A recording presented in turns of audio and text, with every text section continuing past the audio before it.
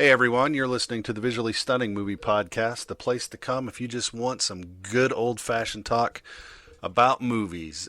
You can find us on Facebook and Twitter, VS Movie Podcast. You can just go to the website, vsmoviepodcast.com. We're on Google Podcasts, we're on Apple News, we're on Stitcher, we're on Spotify. Basically, you can find us pretty much anywhere you want to listen to us. We appreciate you listening. If you want to throw us a like, follow us on any of those outlets, and share us with your friends. We'd really appreciate it. And don't forget, if the best thing you can say about a movie is that it is visually stunning, then the filmmakers have done something dreadfully wrong. Now, let's get on with the show. Hey everyone, welcome back to the Visually Stunning Movie Podcast. Thank you very much for joining us. I'm Mark, that's Ryan. Hey Ryan. Hey. We're coming up on the Christmas season, the holiday season, if you will, also known as Oscar season. So there's going to be a lot of movies coming out. One which does not release until Christmas Day, technically, which has already built up quite a bit of awards buzz, is 1917. You would guess that it takes place in that year, and you would be correct. It takes place during World War One, as two British soldiers try to deliver a message that will save 1,600 British troops from certain death. This one's from Amblin and DreamWorks, so you know it's got a nice pedigree. Excuse me. Directed by Sam Mendes, or Mendes, however you'd like to say that. Based on an old family story, which I think is great. And it stars everyone and their grandmother. I'm not going to name them all.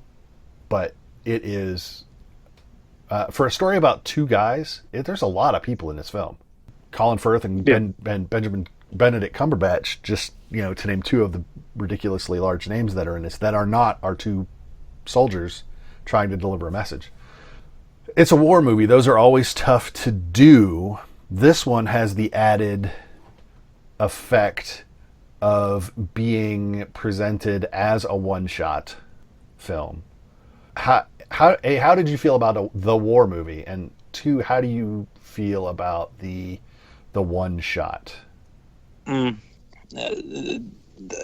start with the one shot. Okay. I think the problem for me with one shot is knowing it's not one shot, and so there's that part of my mind who watches and figures out where all the seams are, and I'd rather not be doing that in a movie.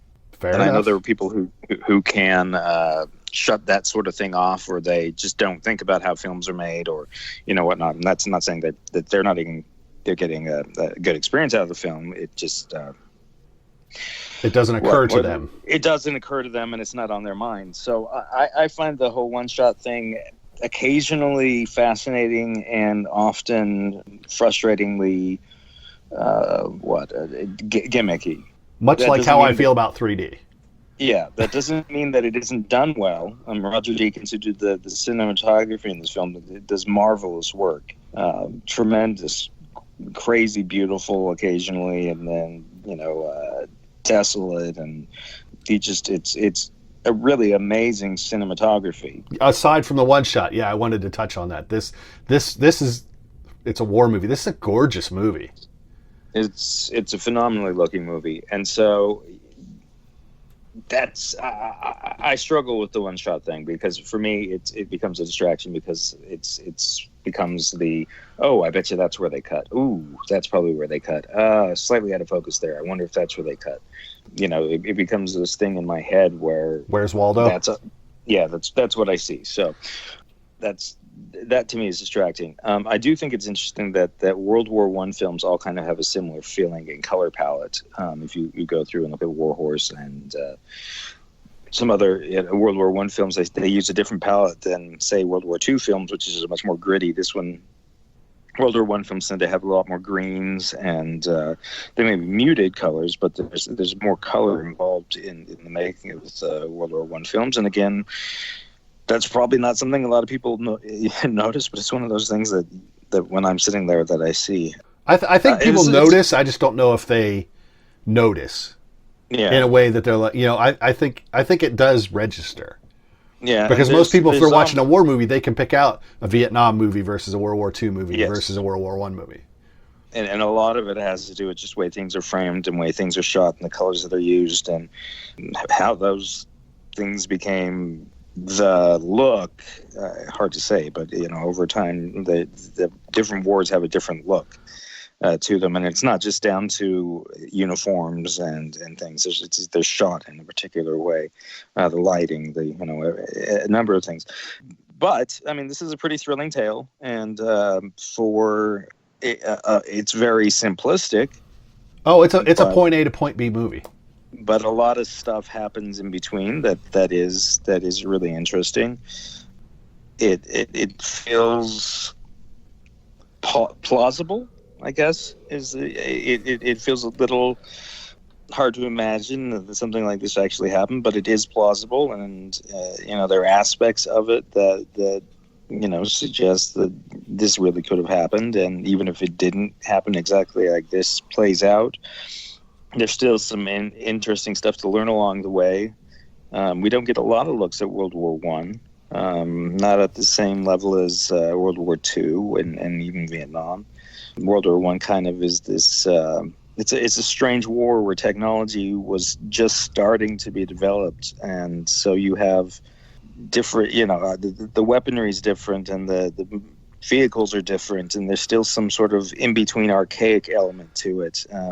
That we don't typically, I think of when we think of World War One. We don't think of the riding on the horses. We don't think of the massive tanks that may not have actually done much of anything other than just been massive and run stuff over and and they get stuck in a pothole because that's what they do. Yeah. A lot of pothole issues in World War One. So I think it's an interesting film. I think there's some great performances in it, and it needed some great performances. The simpler the story, I think the better your performances have to be, because there's nothing wrong with a simple story, which this really is. No, but it needs to be interesting. It needs to pull you in, and you need to actually care about the characters. And that's why the performances have to be so much better. Yeah. So because you're not awing people with spectacle. I mean, it kind of are with the war, but I mean, there's not there's no CGI stuff. You're not dazzling them with bullshit, as it were. So there's CGI, but it's different. Exactly. It's done in a different way. It's not. In fact, in some films they want you to see the CGI. That's the whole thing. Their whole goal is to get you to notice all the CGI. Other films, and this is one of those, is they don't want you to see the CGI. Right. And and I think most of this film was shot without CGI, except for some of the bigger sequences and the making the illusion of the one cut. Yeah, absolutely. You talked about the look of the different movies, how different war movies are shot and look different ways, and I hadn't thought about it, but not in those specific terms. Just in the comment that I made, how people can tell, and I think a lot of the fictional depictions of wars are based on the contemporary depictions of those wars.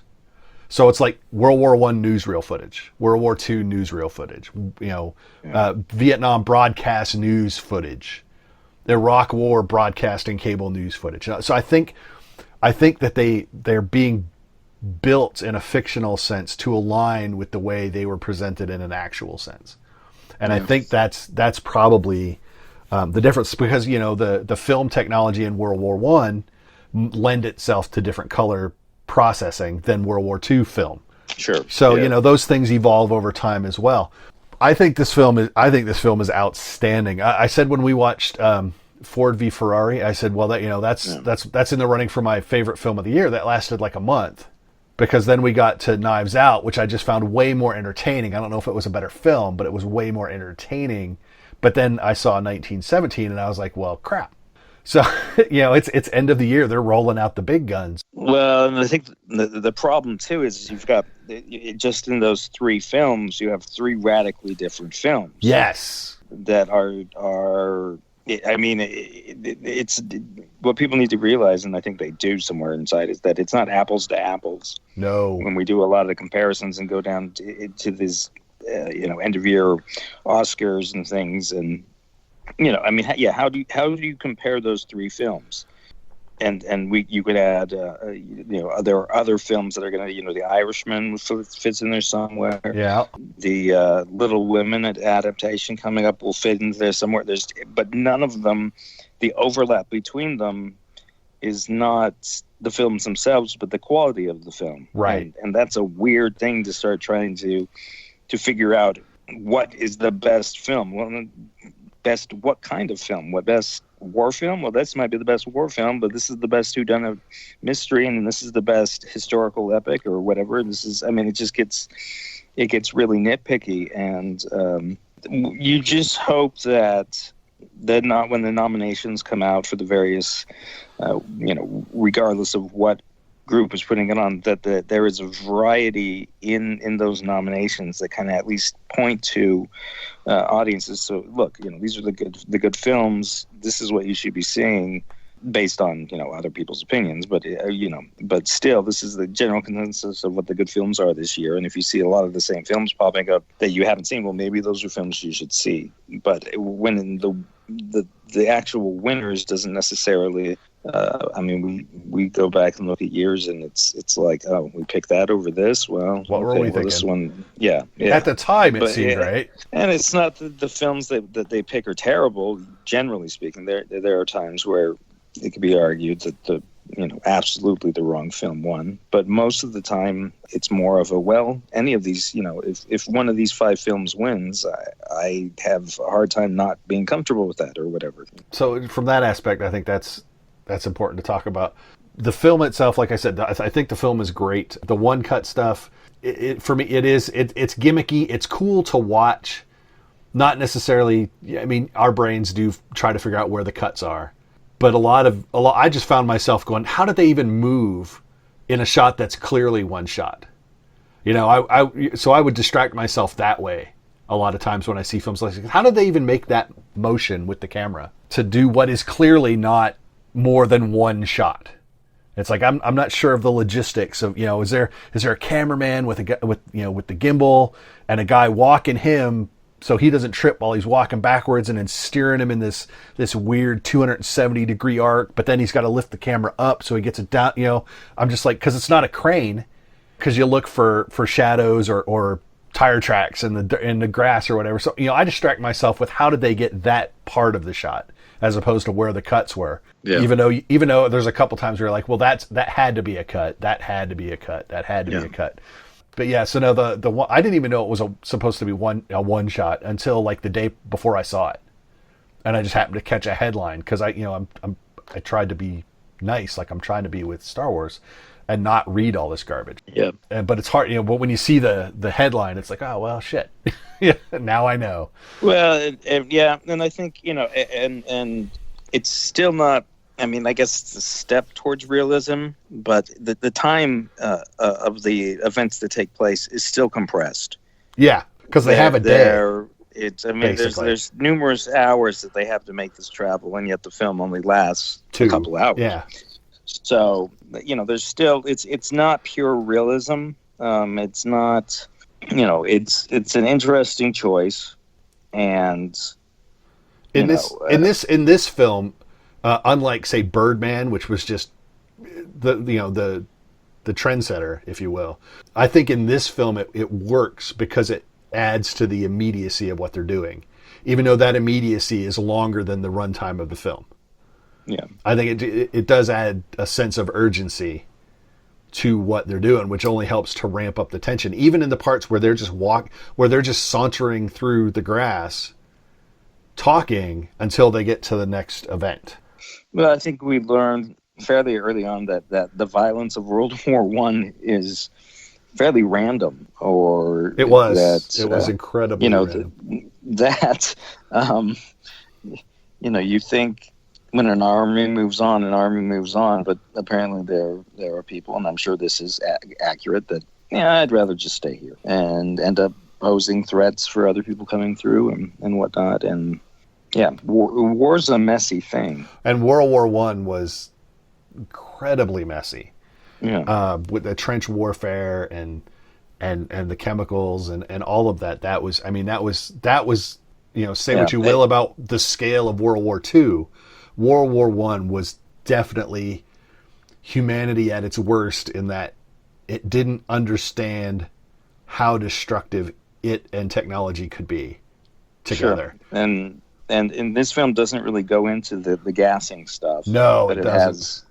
It has a lot of the other aspects of it. But yeah, that's one area that the film doesn't really. But it takes place over basically a 24-hour period, and I think if you throw everything in it, it becomes less and less credible. Yeah. There was a point in the film where I thought it was possible for it to go off into a fantasy reality sort of area.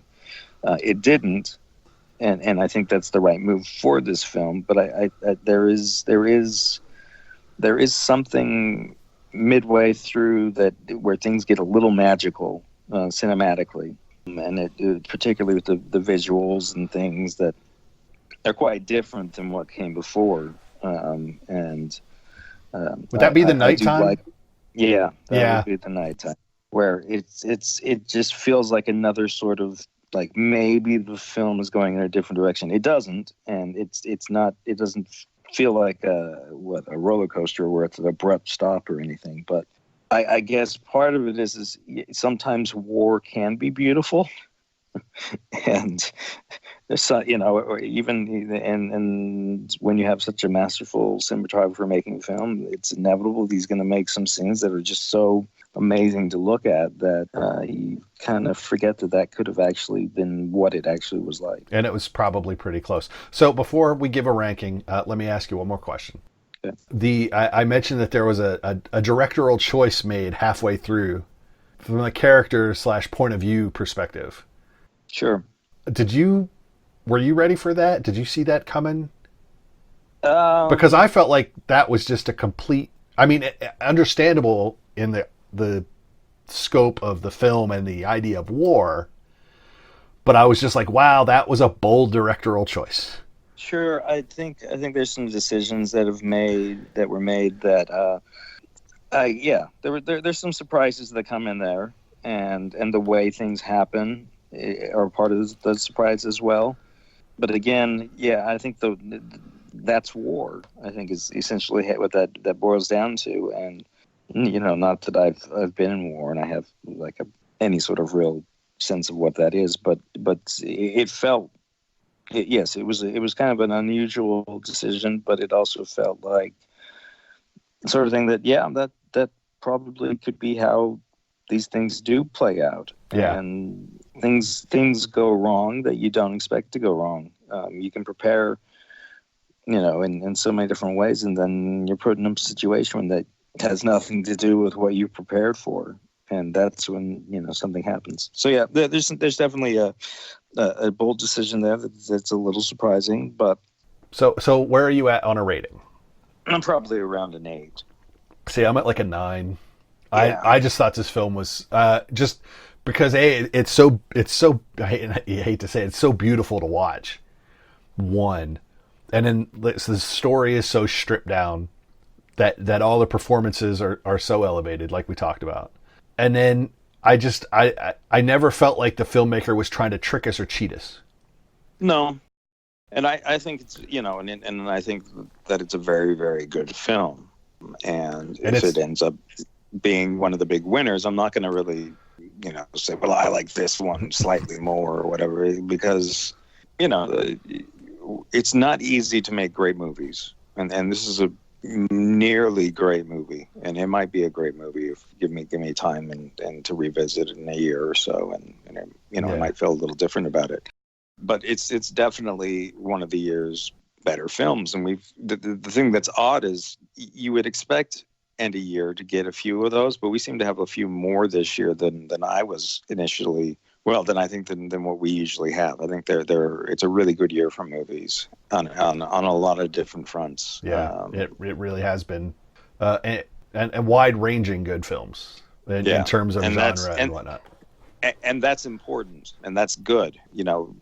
The box office may represent a certain aspect of the successful filmmaking as far as the money goes, but it's really nice to see a bunch of different small, big, medium-sized, films that are really well done. Unfortunately, some of them won't make money because that's how it goes. But there's a lot of, I think, really good stuff out there right now. Yep, 100%, 100%. So yeah, there you go. 1917. We got an 8. We got a 9. Well, it's a go see. And it is. If you have any interest in World War I or filmmaking, Roger Deakins is probably one of the greatest cinematographers of any generation. And so pretty much even stuff that when the narrative doesn't quite work, his work is astounding. And he's one of the rare cinematographers who shoots everything. He doesn't let anyone else operate the camera. It's all, he's a perfectionist, and this film really shows off, I think, what he can do. And I think we knew he could do this, but the fact that watching it and seeing him do it is still impressive. Fact. Thank you, Hollywood, for finally giving us a good one. So that's it. That's it for 1917. That's a definite go see. See it in IMAX if you can. I didn't, and I wish I had. I was really kind of upset that it wasn't in IMAX at the screening I went to. But if you could, I think that would just be even better. Check it out. We got a couple more films in the can. We're coming up on the Christmas holiday and New Year's. We'll probably take a week or two off the end of the year, depending on if a good movie drops and we feel like talking about it. But once we get through this end of year awards crush, we'll take a couple weeks off. Maybe I'll throw up a best of cut to fill in the gap there. But everyone enjoy your holiday after that. And until next time, I'm Mark. That's Ryan. Bye, Ryan. See you guys. And we will see you all around.